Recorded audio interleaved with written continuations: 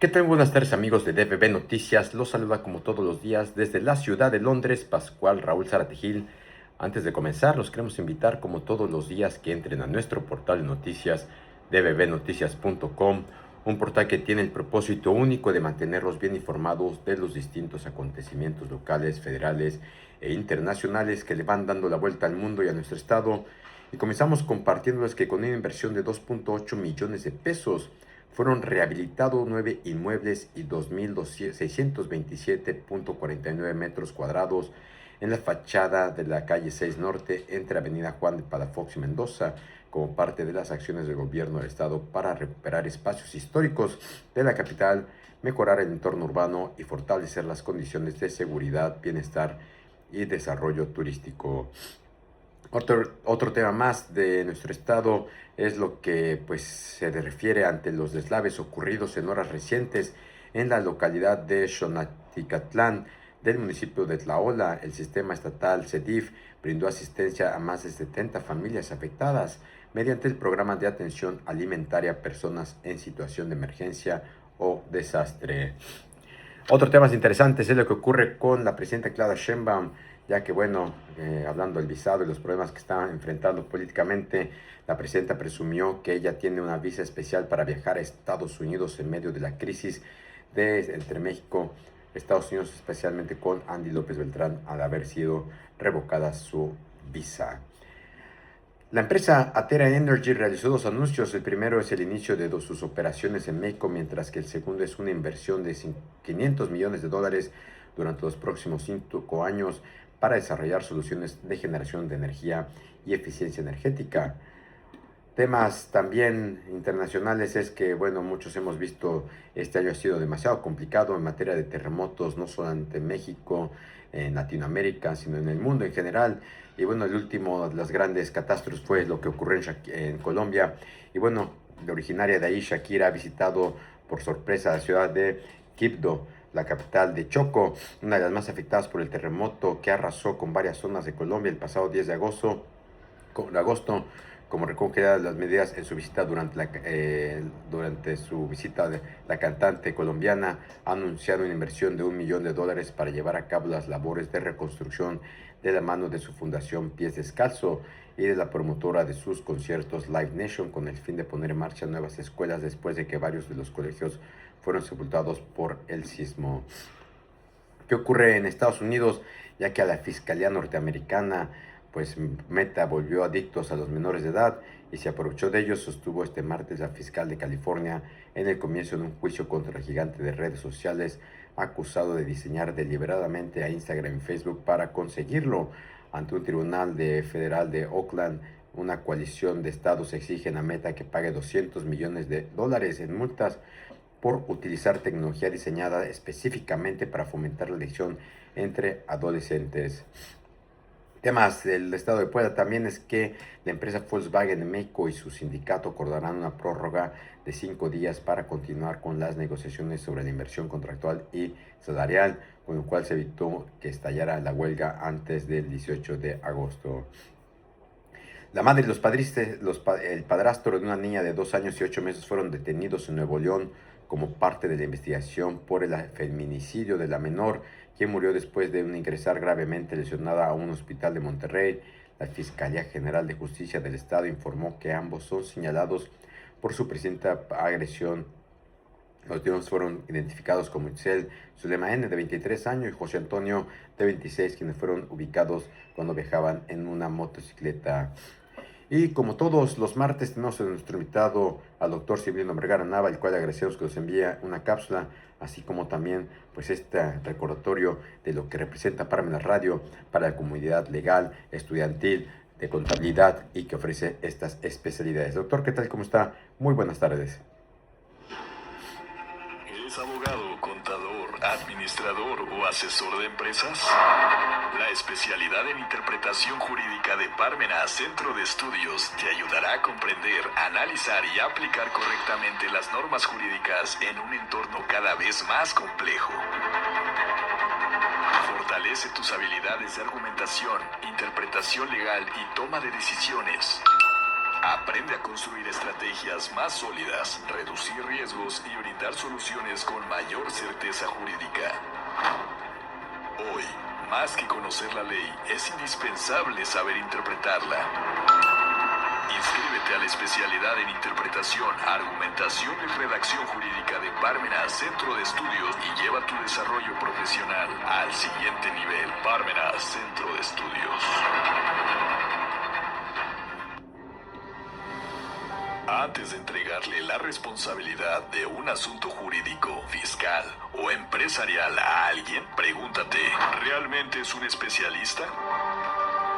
La madurez profesional exige alta especialización. Por ello, Parmenas Centro de Estudios le invita a cursar la especialidad en Interpretación, Argumentación y Redacción Jurídica. Un posgrado diseñado para abogados, contadores, administradores y asesores de empresas que buscan perfeccionar su análisis normativo y fortalecer su liderazgo técnico. Con validez oficial por parte de la SEP, con una modalidad presencial y en línea. Inicio de clases 25 de septiembre. Informes al 2222 400986, 2223 304678. Parmenas Centro de Estudios.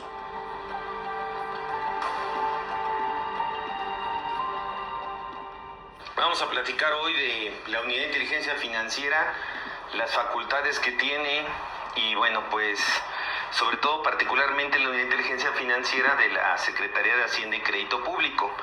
Todo esto nació, la creación de esta Unidad de Inteligencia Financiera y las amplias facultades que tiene, pues todo esto nació hace 25 años, en el año 2001, que como lo hemos platicado constantemente, pues se han dado estos problemas tan graves que tienen que ver con los actos terroristas en Nueva York, el Pentágono, ¿no? Lo que fue el caso de las Torres Gemelas.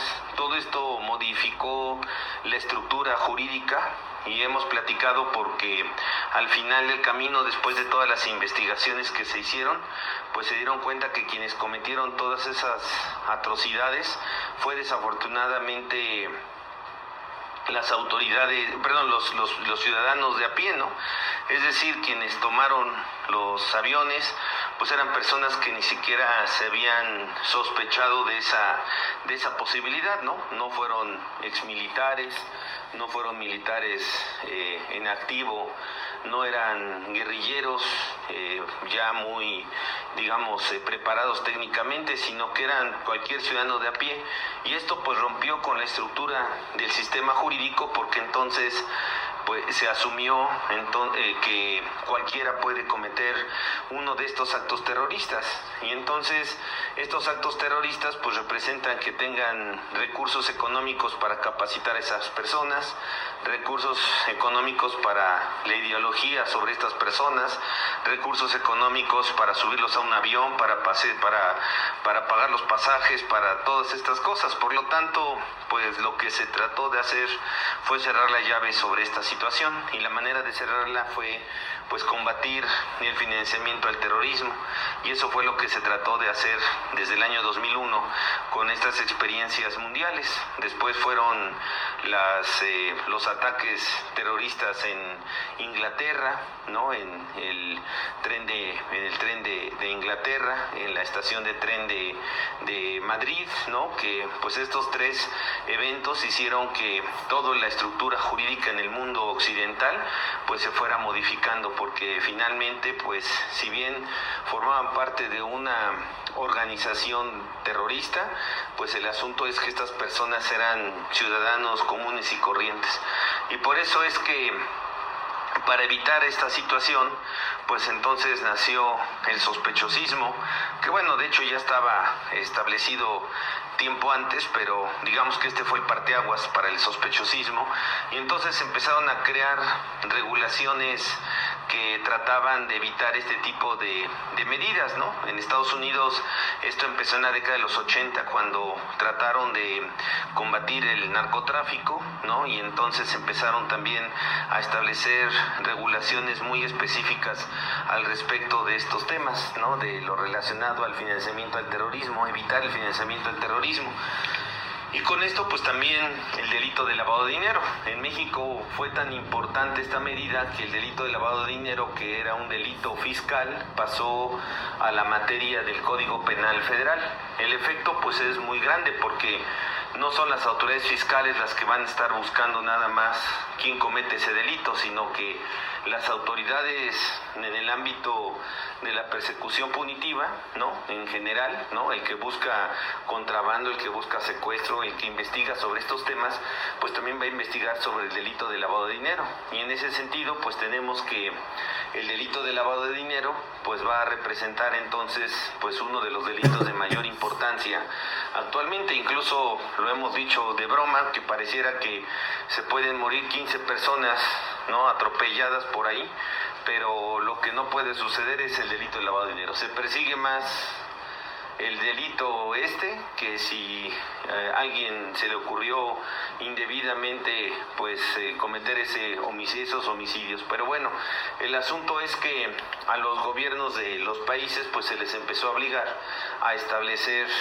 pues medidas para evitar el financiamiento del terrorismo, al grado de que aquí en México alguien que era el director de esta entidad de la Unidad de Inteligencia Financiera, pues asumió que aquí en México no existía este delito, o mejor dicho, el financiamiento al terrorismo, ¿no? Entonces, pues como para qué teníamos esas instituciones, pero pues era una muestra de la presión internacional de establecer este tipo de regulaciones. Entonces, pues México tuvo que entrar a un grupo de acción financiera que se abrevia como GAFI, que ese grupo de acción financiera se creó primero por el G7, el grupo de los 7 países más industrializados, que después se convierte en el G20, ¿no? De los 20 países más industrializados, que entre ellos está México.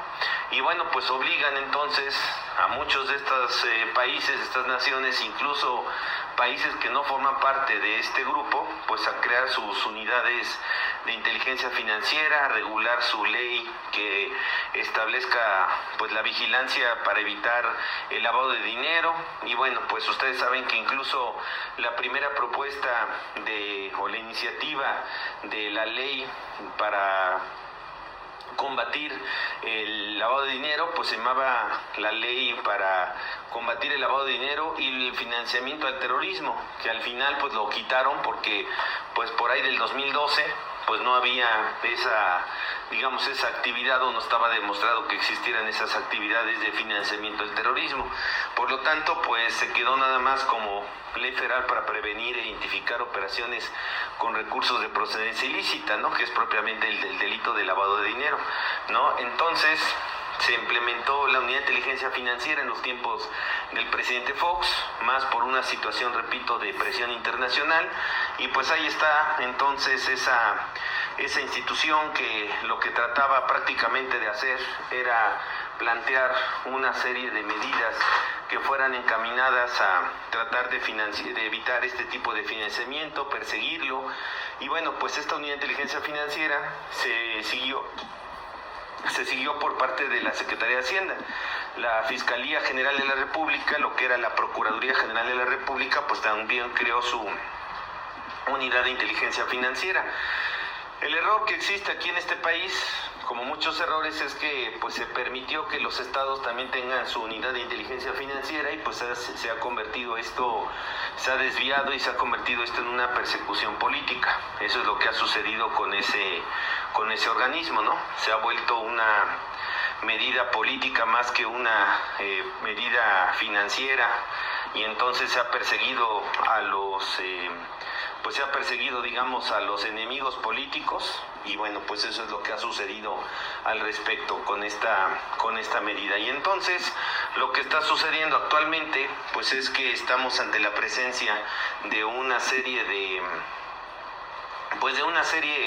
más que nada de entidades que están buscando precisamente pues el evitar este tipo de situaciones. Y bueno, pues la Unidad de Inteligencia Financiera tiene una serie de facultades, y la que más pues digamos que se persigue en cuanto a ponerla en tela de juicio, pues es la que corresponde al aseguramiento o al congelamiento de cuentas por parte de la Unidad de Inteligencia Financiera.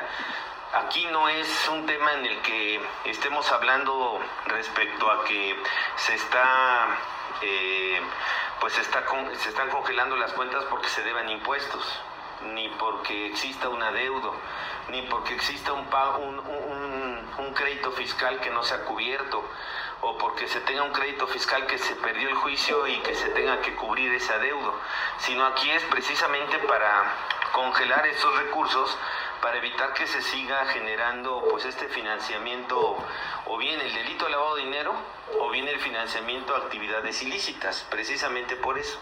Entonces no hay un monto determinado, no hay un monto, simplemente lo que sucede es que se congelan las cuentas bancarias.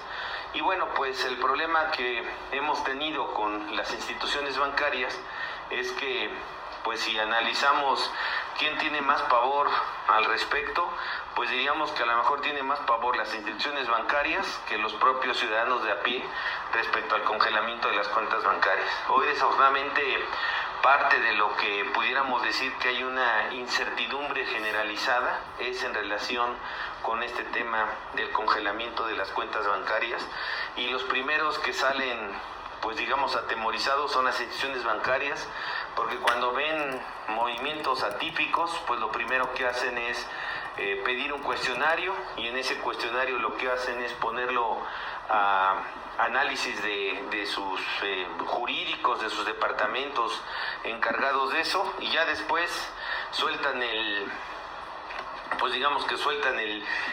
cliente, le dan su cheque de caja y ya mejor ya vete, ¿no? ¿Por qué? Porque no queremos que tú seas parte, pues digamos que nosotros seamos parte de este financiamiento. Y así lo tenemos. Hoy tenemos un riesgo muy alto respecto a este tema, y bueno, pues vamos a seguir platicando de estas facultades de la Unidad de Inteligencia Financiera, cómo surgieron. Vamos a platicar ahora cómo operan estos congelamientos de las cuentas bancarias, y bueno, pues la preocupación del ciudadano de a pie, de lo que representa hoy esta situación que estamos platicando. Pero eso ya lo platicaremos, lo comentaremos, lo analizaremos más adelante. Muchas gracias. Muchísimas gracias, doctor. Así que amigos, de esta forma llegamos al final de esta breve cápsula.